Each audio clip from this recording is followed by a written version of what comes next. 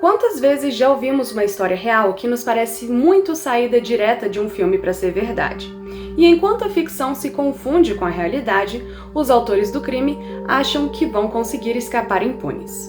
Eu sou a Jéssica Zanetti e esse é o Espíritos do Além, que trata de assuntos insólitos, misteriosos e sobrenaturais, sempre nessa ordem. Venha comigo porque hoje eu contarei uma história de crime real que se passou no estado de Minas Gerais e, diferente de muitos casos que eu geralmente trago aqui para o canal, este caso que eu vou contar para vocês hoje é mais atual, mas não deixa de ser tão chocante, né, quanto os casos que geralmente a gente costuma trazer.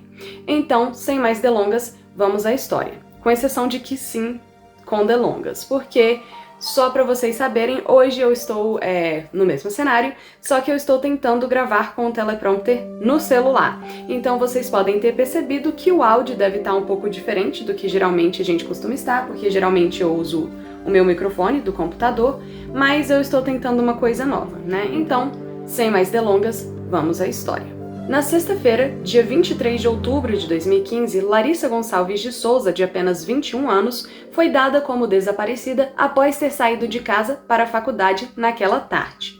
Era um dia comum como qualquer outro em Extrema, que é um pequeno município com cerca de 50 mil habitantes de acordo com o censo de 2022, que fica no interior de Minas Gerais. Naquela fatídica sexta-feira, a Larissa foi avistada pela última vez nas imediações da rodoviária da cidade e testemunhas relatariam mais tarde os detalhes cruciais de um encontro que mudaria a vida da jovem e que seriam fundamentais para o resolvimento do mistério ao redor do seu sequestro. A Larissa era uma jovem estudiosa e benquista pela família, amigos e pela comunidade. Além disso, ela também fazia parte de um grupo de jovens da Igreja Católica que ela frequentava e tinha sonhos e ambições pelos quais ela trabalhava muito duro.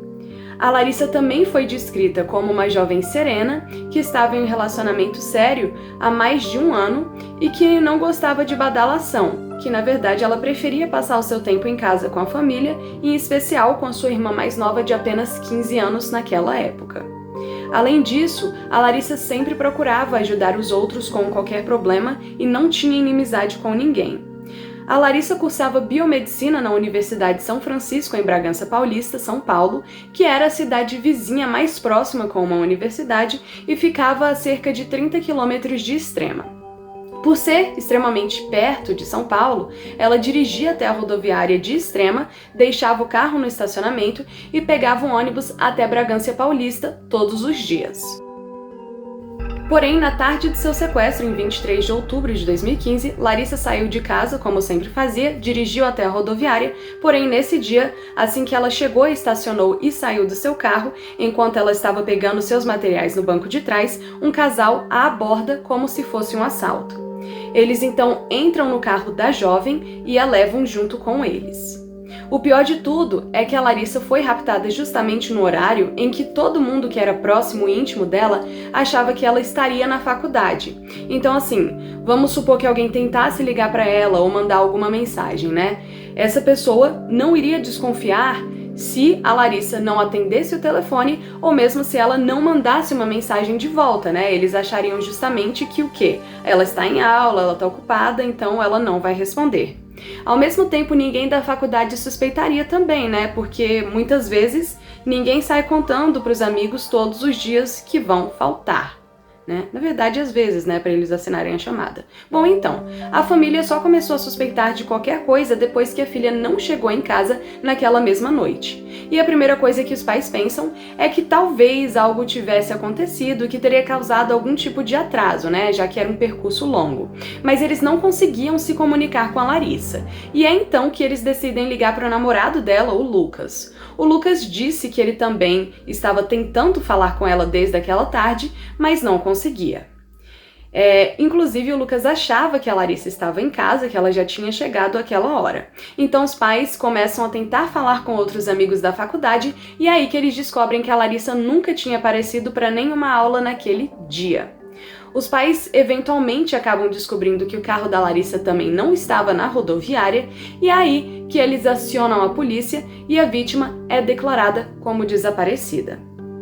Quando a polícia chegou à rodoviária de Extrema e foi interrogar as pessoas que estavam ali, alguns transeuntes se lembravam de alguns detalhes que foram vitais, muito importantes mesmo para a investigação. Como, por exemplo, onde o carro da Larissa estava estacionado, mais ou menos o que eles tinham visto acontecer, e ao mesmo tempo também a própria perícia requisitou as imagens das câmeras de segurança da rodoviária. Eles também conseguiram acesso a imagens de segurança de estabelecimentos e casa que ficavam próximos então ali daquela rodoviária, né?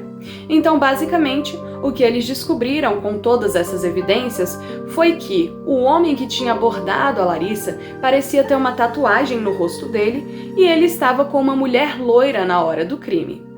Eles também descobriram que o homem gesticulou para a menina mostrando uma suposta arma falsa.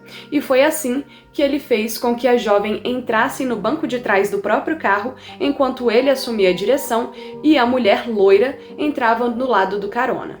A família, é claro, ficou super chocada com o sequestro, até porque a princípio eles acharam que poderiam ser contactados pelos sequestradores. E assim, eles não tinham muito dinheiro, né?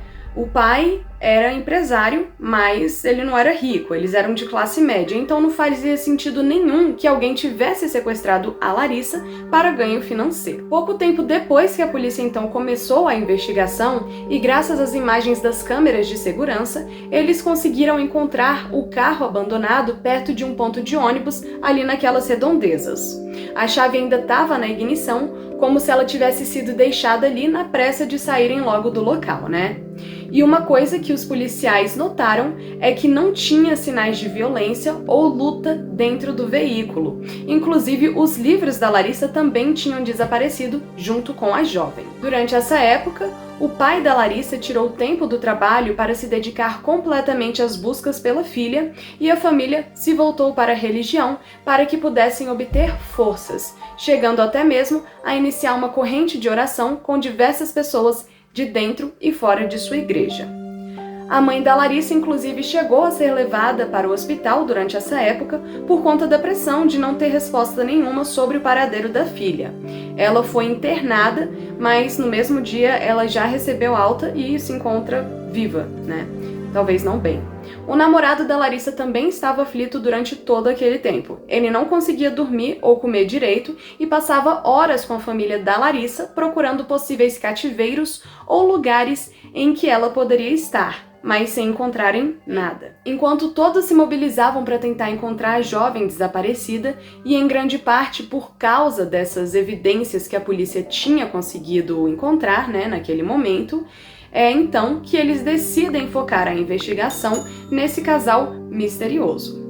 A polícia divulga retratos do casal pelas redondezas para ver se alguém tinha visto alguma coisa na cidade. E a parte boa é que tinham várias testemunhas que realmente tinham visto sim esse casal, e foi numa dessas que a polícia acaba descobrindo que esse casal que raptou a estudante já tinha sido visto há cerca de um mês na vizinhança da Larissa, tirando fotos da casa dela e da própria menina. Algumas outras pessoas também afirmam terem visto o casal tirando fotos no bairro do namorado da Larissa, o Lucas. E isso indicava então para a polícia, né, que o crime tinha sido premeditado e que essas fotos que o casal estava tirando eram para se informar a respeito da rotina da Larissa Gonçalves. Tá, Jéssica, mas então por que eles tiraram foto da casa do namorado dela, o Lucas? Bem, então agora vamos falar um pouco mais sobre o Lucas Gameiro. O Lucas era vizinho da família da Larissa e eles já se conheciam desde que os dois eram adolescentes. A Larissa por volta dos 16 e ele então com 17 anos. Os dois eram amigos, até porque as famílias eram bem próximas, né? Então o que começou com eu conheço esse menino dos churrascos da família, logo se tornou uma amizade. Só que os dois passaram para a Universidade de São Francisco, ela para biomedicina e ele para administração. Então eles começaram, né, a se ver bem mais frequentemente e passaram a ficar mais íntimos, até que em um certo momento os dois começaram um namoro quando a Larissa fez 20 anos. Só que durante esse ano de namoro, o Lucas acaba eventualmente se abrindo para Larissa e simplesmente confessa para ela que não estava mais nessa vibe de esquema escolar, cinema, clube e televisão, e que, na verdade, ele queria mesmo ser modelo fotográfico. E é bem nessa época que ele encontra, então, esse emprego numa loja de roupas, cujo dono da loja, era também um agenciador de modelos, o que pro Lucas já era 2 coelhos com uma cajadada só. Só que aí, a Larissa meio que convence o Lucas de que, olha, esse é um excelente sonho, mas isso não te impede de continuar a faculdade, até porque a gente nunca sabe o dia de amanhã. Então o Lucas não tranca, ele continua a faculdade e vida que segue, só que agora ele também tá trabalhando naquela loja. E também durante essa época do namoro, a Larissa começa a perceber que o Lucas não tá mais tão assim afim dela. E ela chega a confrontá-lo sobre isso e eventualmente acaba descobrindo que o Lucas estaria trocando mensagens com uma outra pessoa, mas isso não levou ao término do namoro.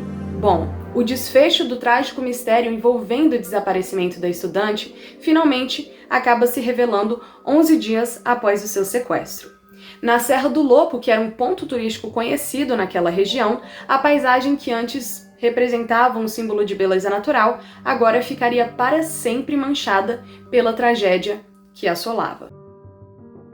Isso porque numa tarde de terça-feira, no dia 3 de novembro de 2015, a polícia finalmente anunciou a descoberta do corpo da Larissa por volta das 3 horas da tarde, o que acabou com todas as esperanças da família, do namorado e dos amigos e deixou a comunidade inteira em luto. A Larissa Gonçalves foi encontrada em um estado de decomposição já avançado, o que indicava que a morte dela teria ocorrido poucas horas depois do seu rapto. O corpo dela foi encontrado enrolado em sacos plásticos e a perícia percebeu que havia escoriações e ferimentos por todo o corpo dela, sendo que os pulsos e tornozelos da menina estavam amarrados. E apesar de hematomas compatíveis com asfixia no pescoço da vítima, a causa da morte foi determinada como trauma por objeto contundente no crânio dela. A família fez o reconhecimento do corpo, mas é sempre protocolo, principalmente quando o estado de decomposição do corpo já é mais avançado, de que se faça testes de DNA, e assim foi confirmado de que aquele era sim o corpo de Larissa Gonçalves de Souza. Bem, a notícia do descobrimento do corpo dela trouxe consigo uma nuvem de dor e pesar para toda a cidade. E enquanto alguns moradores tentavam entender esse desfecho trágico por uma história que todo mundo esperava que tivesse um final bem diferente, a descoberta do cadáver dela acabou trazendo esperança para a polícia. E isso porque, apenas horas após a polícia divulgar a notícia de que tinham encontrado o corpo dela, uma testemunha lançou os holofotes da investigação em um suspeito de envolvimento no caso, que foi logo detido e interrogado naquele mesmo dia. A testemunha apontou o envolvimento de uma pessoa que até agora ninguém poderia imaginar que estava envolvida com a morte da Larissa. Quer dizer, ninguém, menos a própria testemunha, já que simplesmente essa pessoa veio e falou para a polícia. E essa pessoa era ninguém menos do que José Roberto Freire, o dono da loja em que o Lucas trabalhava. Quando a polícia então pergunta para a testemunha por que eles achavam isso, a pessoa fala simplesmente que o José e o Lucas tinham um caso amoroso secreto. E bem, ao interrogar outras pessoas próximas da Larissa sobre o José Roberto, a polícia acaba sabendo que a Larissa também tinha comentado com várias pessoas que esse homem não gostava dela e que ela não sabia o porquê. Eles nem se conheciam muito bem, mas ele odiava ela. E agora, ficava claro para a polícia que ele odiava ela porque ele tinha ciúmes, o que dava à investigação uma motivação para o crime, que até agora ninguém sabia, qual que era. E ninguém sabia qual era a motivação porque, a Larissa era benquista, não tinha inimigos, mas agora então eles encontravam um inimigo. Bom, o próximo passo para a polícia, então, foi declarar a prisão preventiva tanto do José Roberto quanto do Lucas, já que por conta desse suposto caso, poderia haver o envolvimento do namorado da garota no crime. Mais tarde, então, o José Roberto chega à delegacia com seu advogado e já confessa na hora ser o mandante, sim, daquele crime. E de acordo com ele, então, o Lucas e ele eram amantes, e o José Roberto queria assumir o namoro publicamente, mas o Lucas não queria porque ele estava envolvido com a Larissa. Então, o José Roberto achou que a única opção para que os dois ficassem juntos era mandar matar a estudante. Ainda de acordo com ele, o Lucas não apenas estava sabendo da intenção dele de matar a menina, como também que o namorado dela tinha concordado com a execução da Larissa e inclusive tinha participado do crime. Bem, o José Roberto então tinha armado esse plano da seguinte maneira. Ele simplesmente ligou para uma amiga de longa data, que era a enfermeira Rosiane Rosa da Silva, e disse que ele precisava dar um fim na namorada do namorado dele. A Rosiane concorda em ajudar o amigo de graça, mas disse que teria que chamar outra pessoa para ajudá-la na hora do crime. E é então que ela acaba encontrando um garoto de programa na Praça da Sé que se chama Valdeir Bispo dos Santos, que era conhecido como Henrique no seu meio profissional. E o Valdeir, diferente dela, cobra uma taxa singela de apenas R$1.000 pela sua participação naquele crime. Ainda de acordo com o José, fora o Lucas que passou todas as informações para a Rosiane e para o Valdeir sobre a Larissa, ou seja, onde ela morava, a que horas ela saía de casa, onde ela estacionava o carro na rodoviária, etc. O José Roberto também falou que os R$1.000 tinham vindo do próprio Lucas.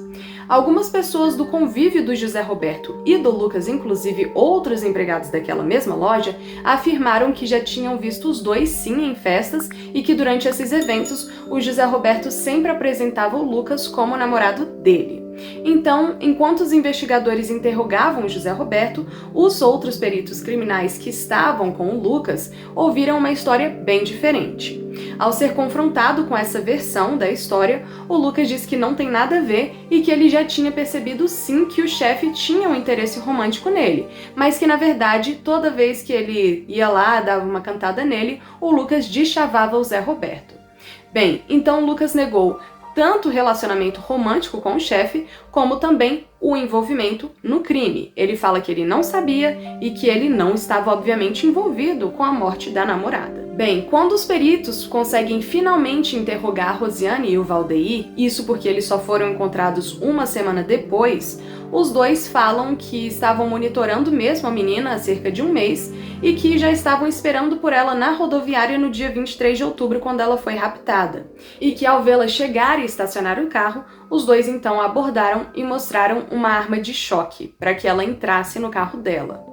De lá, eles dirigiram até a casa do José Roberto e deixaram a Larissa amarrada para desovar o carro, que eles acabaram deixando na parada de ônibus, que nem a gente tinha falado, lembra? E ao retornarem para a casa do José Roberto, tudo fica meio nebuloso. Isso porque, de acordo com o José Roberto, o Valdeir e a Rosiane foram quem mataram a estudante. Porém, os dois afirmam que na verdade foi o José quem a matou. Interessantemente, e sem querer influenciar a sua opinião, só dando mesmo uma informação, o José Roberto descreve exatamente como o Valdeir e a Rosiane teriam matado a Larissa, dizendo que ele alega ter estado do lado de fora no momento do óbito, mas ok, né? Enfim, a Larissa acabou sendo estrangulada mesmo, mas a causa da morte foi um peso de academia de 5 quilos que foi usado para golpeá-la, o que acabou causando traumatismo craniano. E só um fato interessante, Se você ainda não percebeu, o José Roberto, ele não é flor que se cheire. E a polícia, com a investigação, acaba descobrindo que o Zé Roberto também tinha mandado matar o ex-marido dele por conta do seguro de vida de R$300 mil. Então, quando a população de Extrema descobriu que o José Roberto, que havia sido o mandante do crime da Larissa, eles destroem a loja dele e tacam fogo, e hoje a loja nem existe mais. Bem, o Lucas passou uma semana preso, mas foi logo liberado por falta de evidência, tanto em relação a ter sido o mandante do crime, quanto por sua participação no crime de fato. Isso porque, de acordo com todos os depoimentos, que não eram do José Roberto, era o José Roberto que era o mandante do crime. Porém, como houve uma divergência a respeito de quem teria matado a Larissa Gonçalves, foi determinado que a Rosiane, o Valdeir e o José Roberto seriam julgados então juntos. O julgamento aconteceu em dezembro de 2017, mas naquela época o advogado da Rosiane conseguiu apresentar um atestado que comprovava mesmo que ela estava doente. Por conta disso, a Rosiane foi julgada separadamente dos dois em maio de 2018.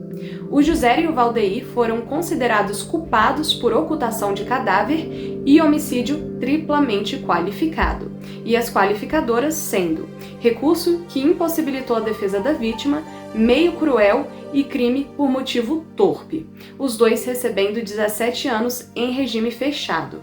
Mas devido a um recurso requerido pela acusação, que eu nem sabia que podia entrar com recurso antes desse caso, mas ok, né?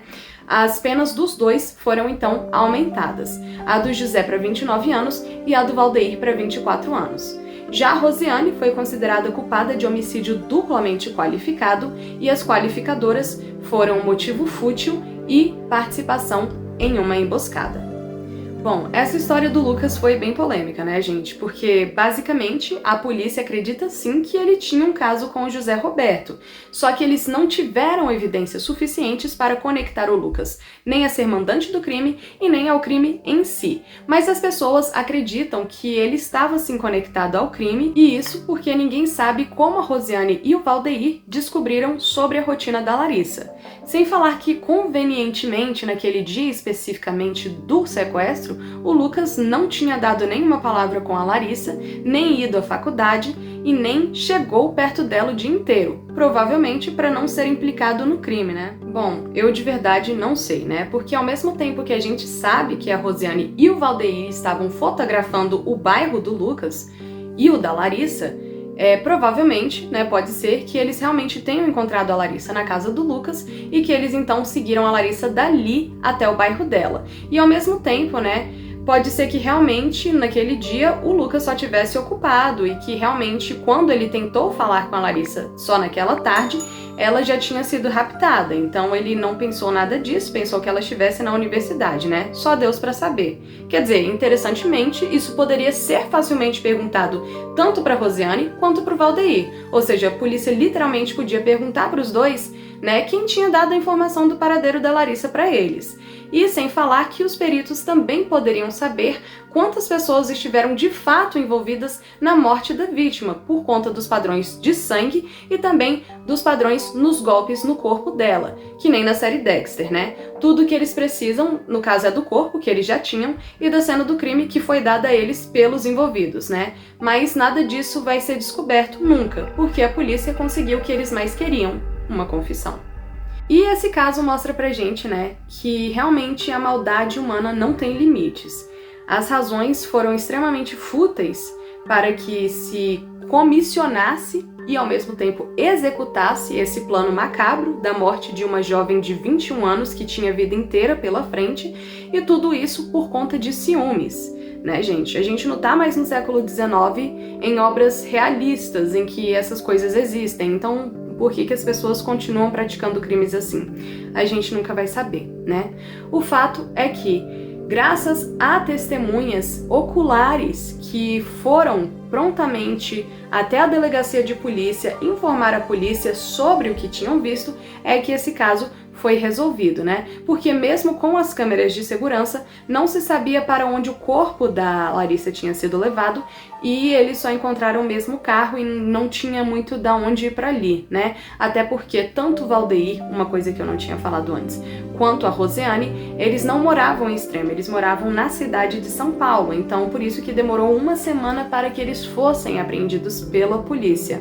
Então, assim, por conta das testemunhas, né, é que o crime foi resolvido. Eles nem estavam tentando, eles não tinham razão para acreditar que o José Roberto estivesse envolvido, né? Quem ia imaginar que esse tinha sido o enredo desse crime macabro e super violento, né? E por conta disso, uma vida tão jovem e uma menina tão doce foi perdida, né? É realmente triste imaginar isso, mas que nem eu falei, eu acredito que esses casos, eles devam ser compartilhados. Isso porque, simplesmente, gente, a gente não pode esquecer da história das pessoas, a gente não pode ocultar o que aconteceu com elas, a gente não pode só viver em um mundo da Disney onde tudo é feliz. A gente tem que saber dessas coisas que acontecem, a gente tem que forçar a polícia a investigar, a gente realmente tem que ajudar, tem que ser como essas testemunhas que vieram, né, até a delegacia falar que eles tinham visto coisas, né? E eu fiquei muito feliz que essas pessoas, né, que são testemunhas secretas, no caso, tenham vindo falar com a polícia, né? O trabalho policial também foi muito bem feito nesse caso e por conta disso a gente conseguiu descobrir o que tinha acontecido. Mas assim, né, como eles conseguiram uma confissão, eles meio que não precisaram mais conectar os outros pontos. Mas ainda assim, eu acredito que eles deviam ter se atentado mais para as evidências físicas para descobrir de fato se o Lucas estava envolvido ou não.